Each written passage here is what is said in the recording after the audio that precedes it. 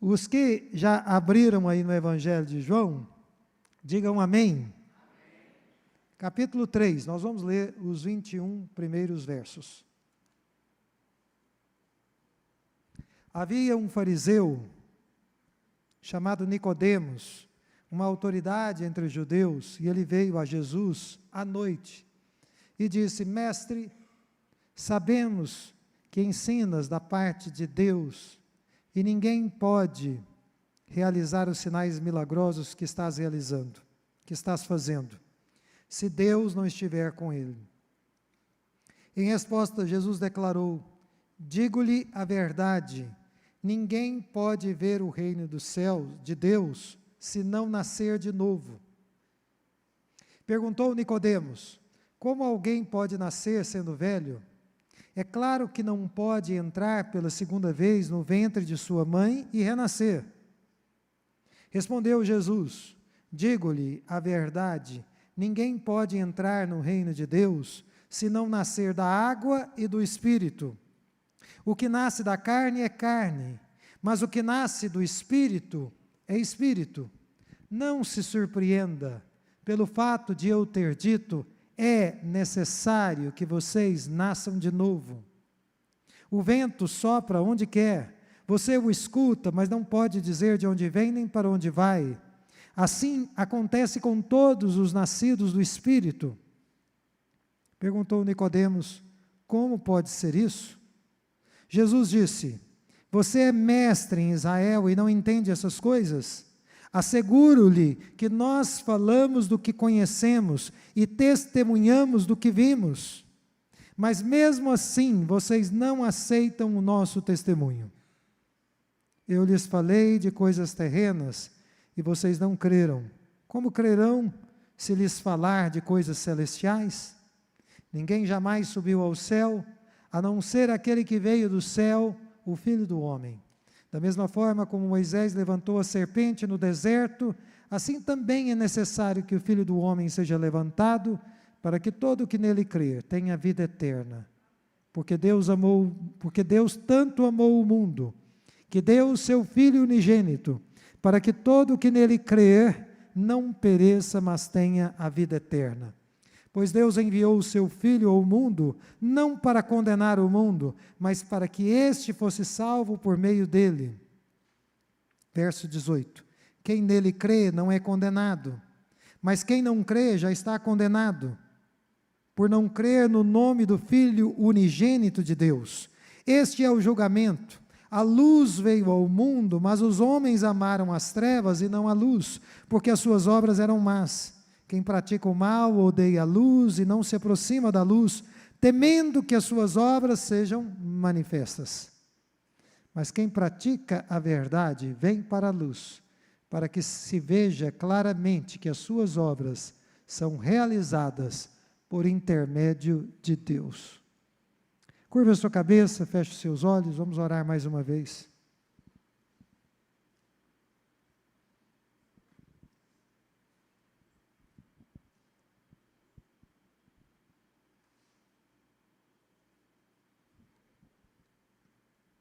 Pai Celestial, nós suplicamos a Tua graça nessa manhã de ceia do Senhor, manhã de celebração, e manhã em que a família da fé se reúne à mesa do Senhor.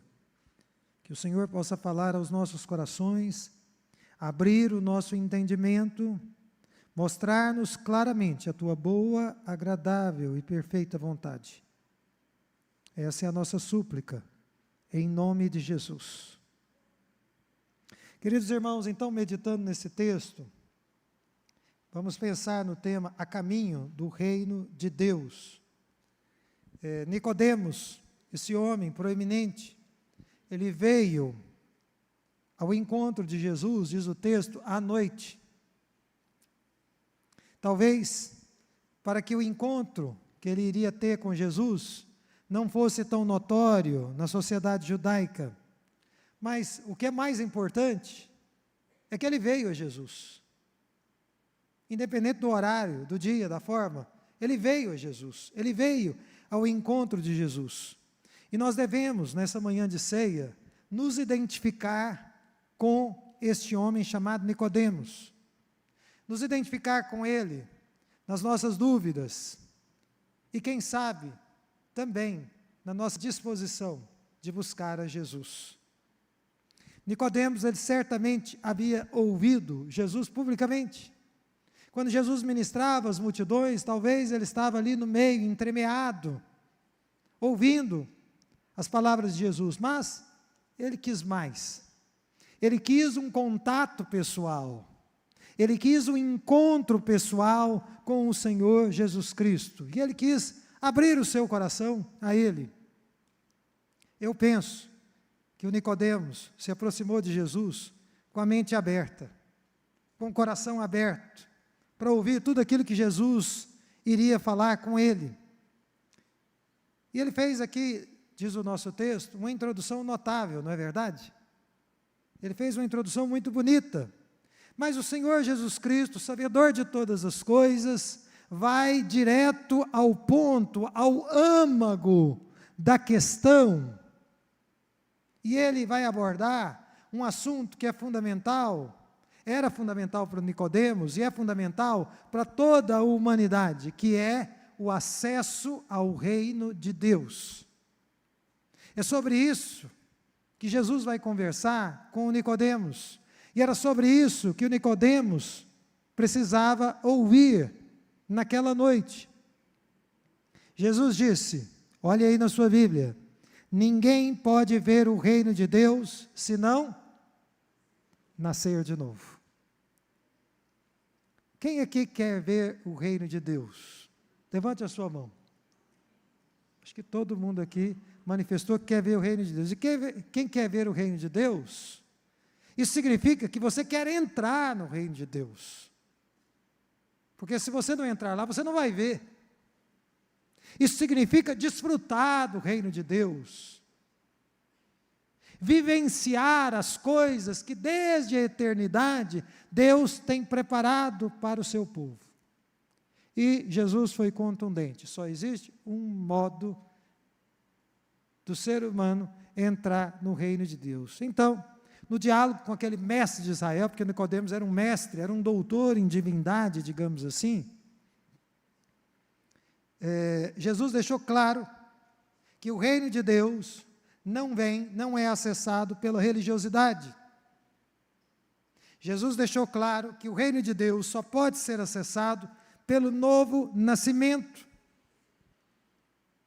Eu me lembro, há muitos anos atrás, quando meu pai estava doente e eu tive que assisti-lo, de estar lendo a biografia de Charles Colson, um autor que me influenciou em vários aspectos, já falecido. E eu fui muito edificado com a história de vida dele. Ele ainda era vivo. E o título da obra era Nascido de Novo.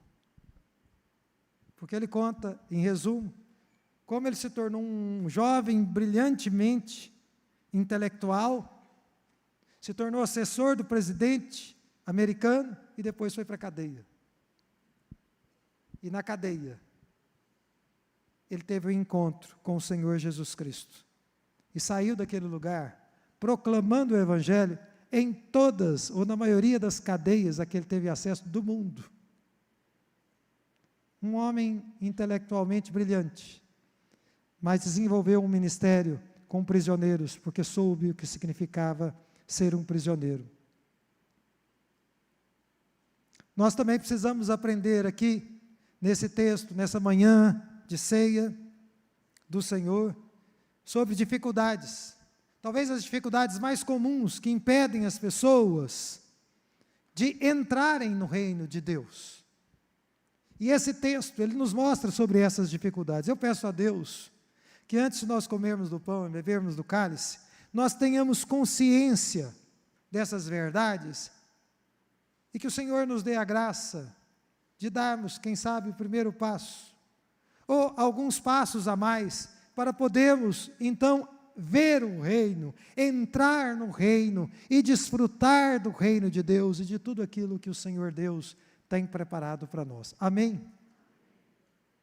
Então vamos pensar aqui no primeiro ponto, com a sua Bíblia aberta. Nós devemos entender nessa manhã que o acesso ao reino de Deus ele não vem pela religiosidade. O Nicodemos, como eu disse, ele era doutor em teologia. Ele era um mestre em Israel. Ele era uma pessoa de grande conhecimento em Israel. E nessa condição, ele abordou a Jesus. Ele aproximou-se do Senhor. E, como eu disse, ele o fez com muita deferência, chamando Jesus, inclusive, de mestre. E autenticando, não é, o ministério dele. Ele disse, olha, tudo que o senhor está fazendo só pode ser de Deus.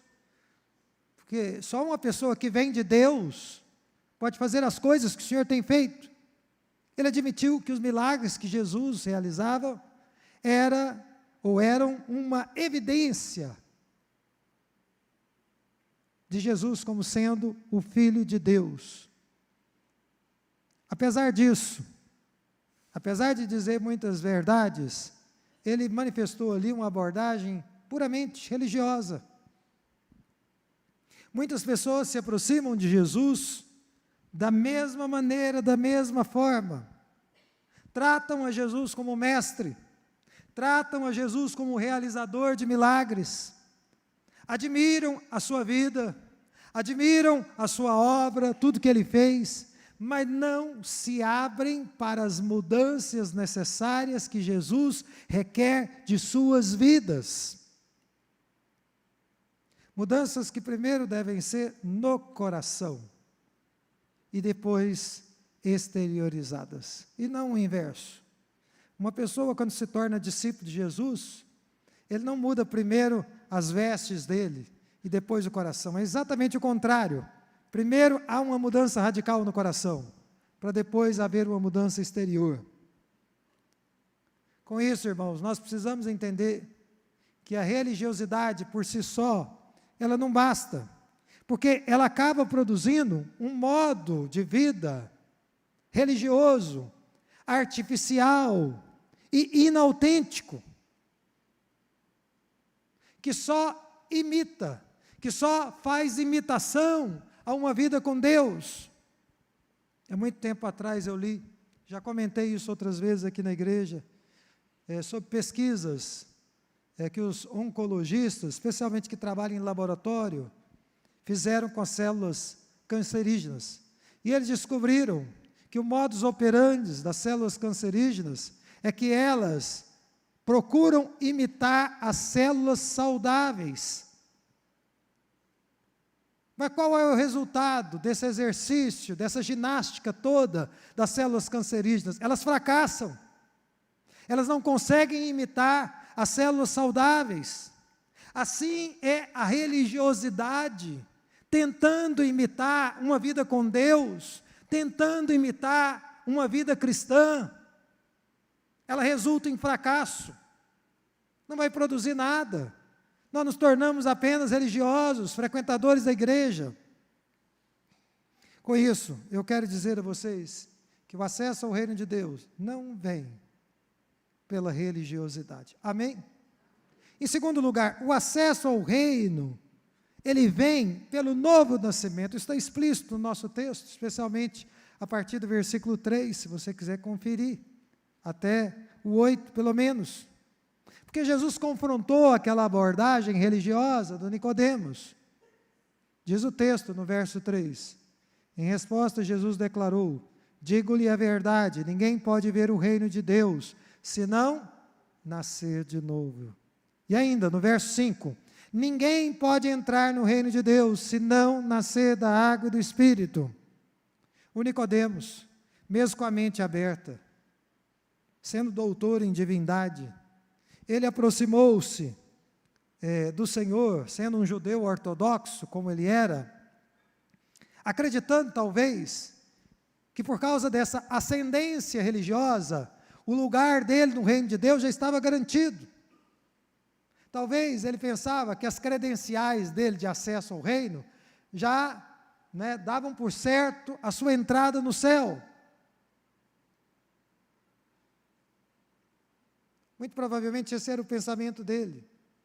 E, aliás, eu gostaria de dizer que quando a gente estuda a vida de Nicodemos, a gente pode dizer aqui que poucas pessoas em Jerusalém e em Israel tinham as credenciais que aquele homem tinha. Tinham a piedade que ele tinha. Tinham o conhecimento que ele tinha. E nós devemos entender nessa manhã de ceia, que o fato de nós estarmos frequentando uma igreja regularmente não garante a nossa salvação. O fato de nós estarmos, praticando algumas coisas que nós consideramos, entre aspas, cristãs, não garante por si só o nosso acesso ao reino dos céus. A metamorfose, a mudança na vida de um homem, de uma mulher, de um jovem, de uma criança, só vem com um novo nascimento. É preciso haver um novo nascimento. Então, mesmo com credenciais tão distintas, Jesus disse que o Nicodemos precisava nascer de novo. Mesmo sendo um religioso tão distinto, porque faltava algo essencial, faltava a vida com Deus, faltava a fé, uma vida alicerçada na fé em Jesus, em uma vida de real dependência de Deus. E todos nós aqui devemos entender nessa manhã que o novo nascimento não é um nascimento natural, não é um movimento onde nós nos auto-reformamos a nós mesmos com boas práticas, de forma nenhuma. E também, novo nascimento não é aquele que nós vamos realizar em breve, em maio ou junho na nossa igreja, não é o batismo, que é uma dramatização visível da nossa fé, que nós exteriorizamos.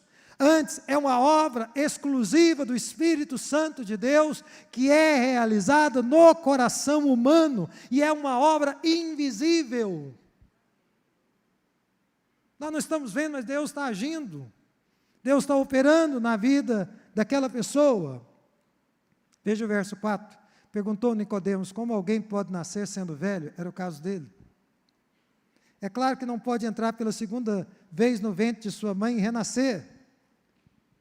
Vocês acompanham o raciocínio daquele mestre, daquele doutor? Ele estava claro, pensando no nascimento natural, físico. E nós erramos todas as vezes que nós tentamos entender a nossa vida espiritual apenas com a lógica e a razão. É um erro, é um equívoco. Jesus deixa claro que sem o novo nascimento, irmãos, sem a regeneração, ninguém pode ver o reino de Deus. Por isso é necessário nascer de novo. Por isso é necessário que cada um de vocês que estão aqui nasçam de novo,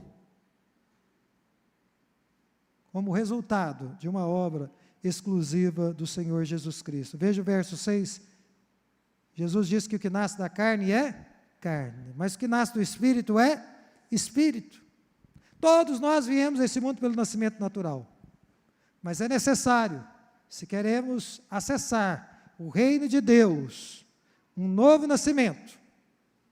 E eu repito, isso se dá pela obra exclusiva do Espírito de Deus. Como é que é essa obra, pastor? Jesus explicou. É como um vento que sopra em nós. Nós não sabemos de onde vem, nem para onde vai, de forma nenhuma. Meus queridos irmãos, como nós precisamos da obra do Espírito nas nossas vidas. Como nós precisamos da obra do Espírito nas nossas famílias. Como nós estamos precisando da obra do Espírito na nossa igreja. Por isso que na nossa primeira conferência, nós estamos clamando, aviva no Senhor. É uma maneira de dizer, Senhor, realiza em nós e por nós aquilo que nós não damos conta. Como nós precisamos que Deus nos reposicione nesse mundo em que nós vivemos, sob a perspectiva do alto, não sob a perspectiva do homem, da política, do governo, dos filósofos, dos pensadores, mas sob a perspectiva dos céus, sob a perspectiva do alto.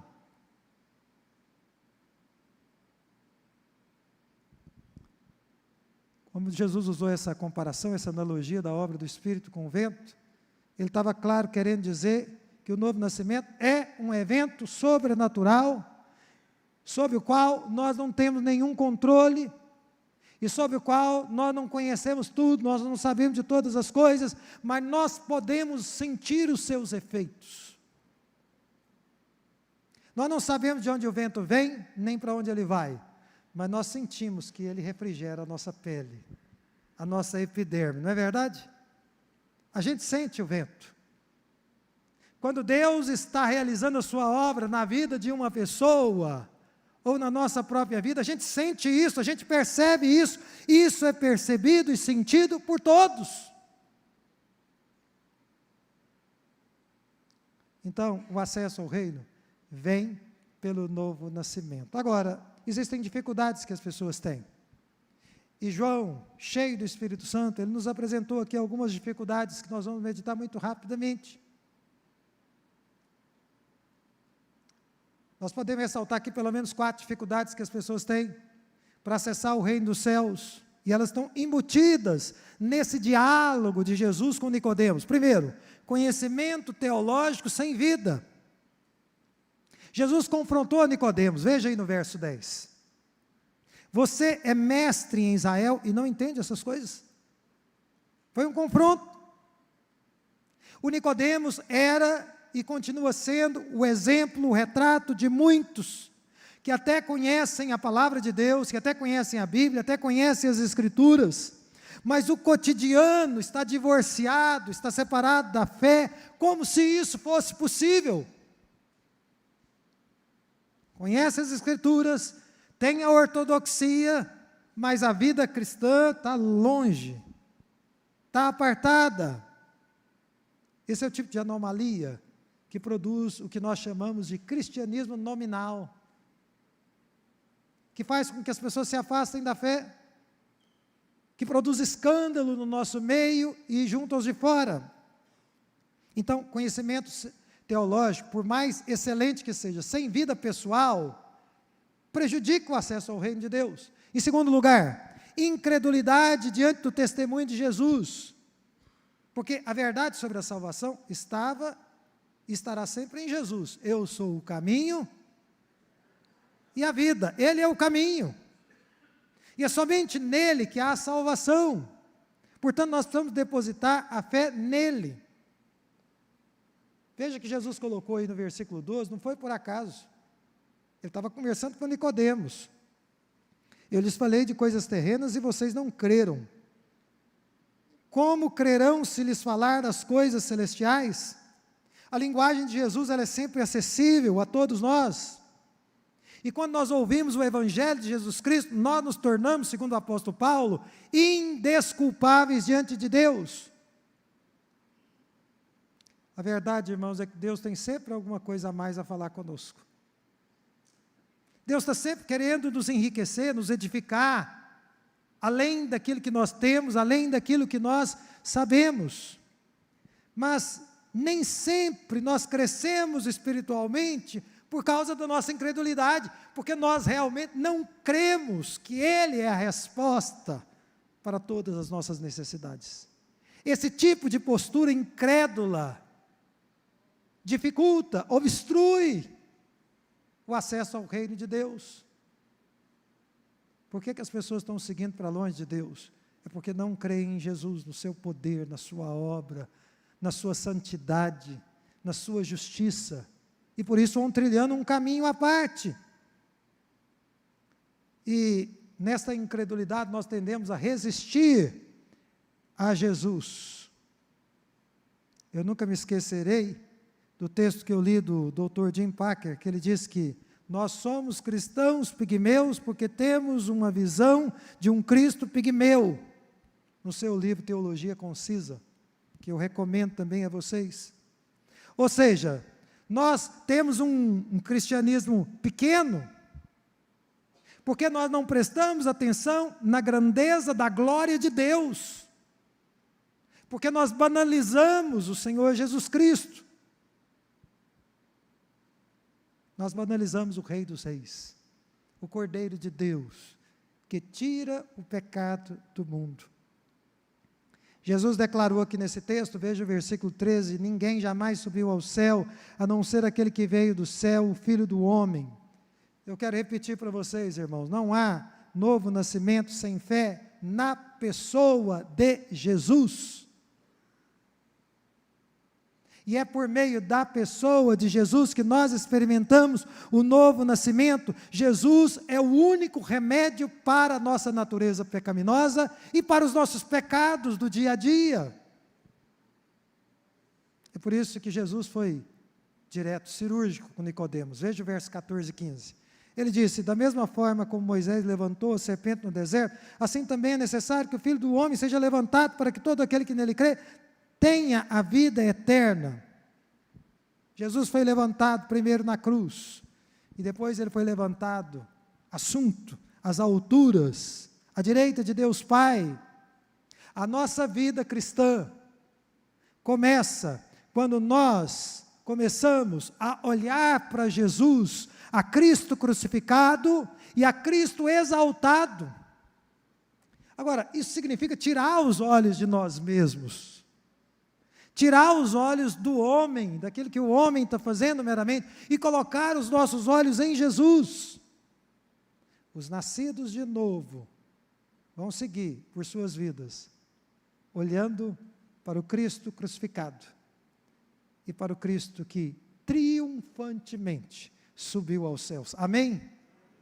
Então, a incredulidade é um obstáculo para as pessoas acessarem o reino de Deus. O terceiro e penúltimo ponto é a descrença no amor de Deus. Aqui nós temos aquele versículo conhecidíssimo, do João 3,16, porque Deus amou tanto o mundo, que deu o seu Filho unigênito, para que todo o que nele crê não pereça, mas tenha a vida eterna. E o verso 17 nos diz que Jesus veio para evitar a condenação eterna.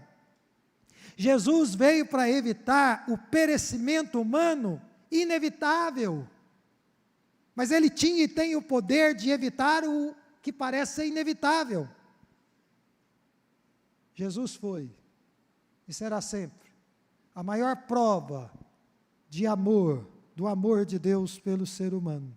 E a descrença que as pessoas têm no amor de Jesus, no amor de Deus, é a maior tragédia que pode cair sobre um ser humano, e que pode impedi-lo ou impedi-la de acessar o reino de Deus.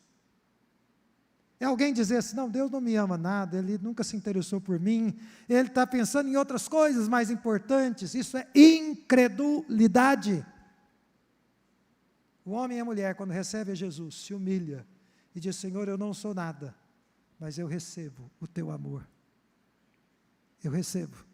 Eu sou indigno, mas eu acolho esse amor que o Senhor está me dando. E por último, Jesus deixa muito claro que o que impede as pessoas de acessarem o reino de Deus, uma última dificuldade, é o amor às trevas e não à luz. Veja o verso 19 e 20, esse é o julgamento. A luz veio ao mundo, mas os homens amaram as trevas e não a luz, porque as suas obras eram más. Quem pratica o mal odeia a luz e não se aproxima da luz, temendo que as suas obras sejam manifestas. Quando alguém ama mais as trevas do que a luz, ele não vai querer se interessar por Jesus, por Deus, de forma nenhuma. Ele vai querer trilhar um outro caminho, adverso, contrário. Mas se tem alguém aqui que pode até estar vivendo no pecado e na devassidão do pecado, se tem alguém aqui que deseja a luz, que gostaria que a luz de Jesus brilhasse sobre ele,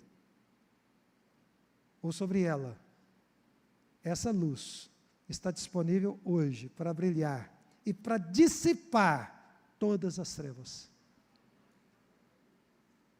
Amém, irmãos? Para concluir, eu quero convidar o conselho da igreja a vir aqui no altar, e também o ministério de louvor. Eu quero fazer aqui aplicações, nós vamos orar e vamos proceder com a ceia do Senhor. Primeiro, nunca permita que o diabo mantenha a sua consciência adormecida, confiando que apenas vir à igreja, apenas ser batizado é suficiente. Eu quero repetir as palavras de Jesus: é necessário nascer de novo. É necessário nascer de novo. E é necessário romper com a religiosidade.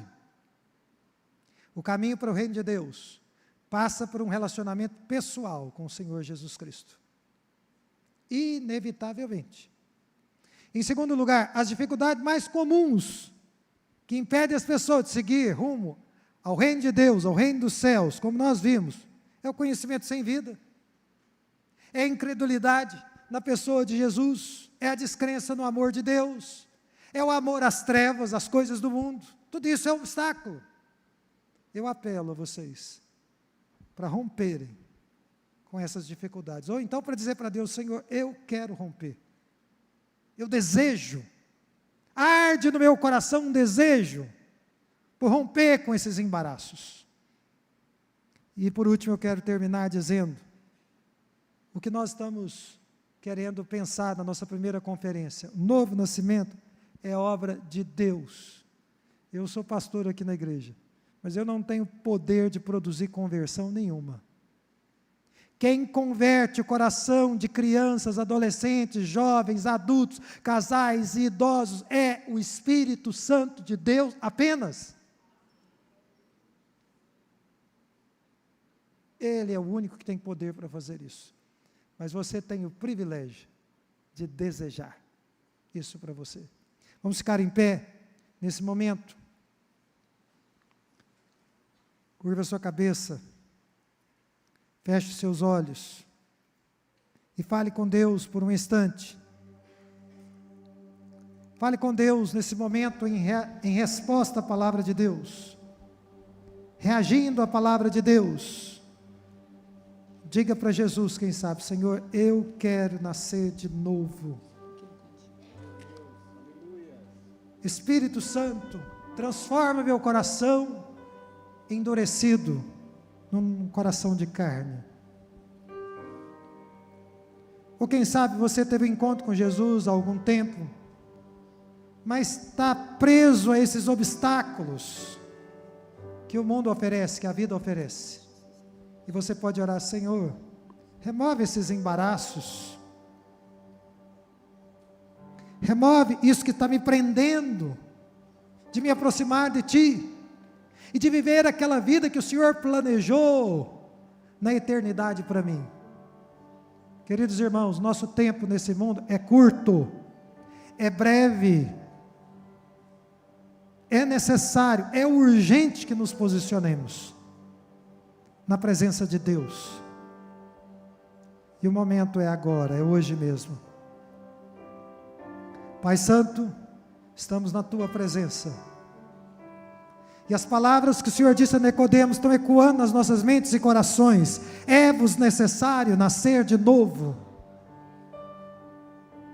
Dá-nos a graça, por obra do Teu Espírito, de experimentarmos essa metamorfose, essa transformação, para que possamos nos alegrar em Ti, e para que o Senhor possa se alegrar em nós.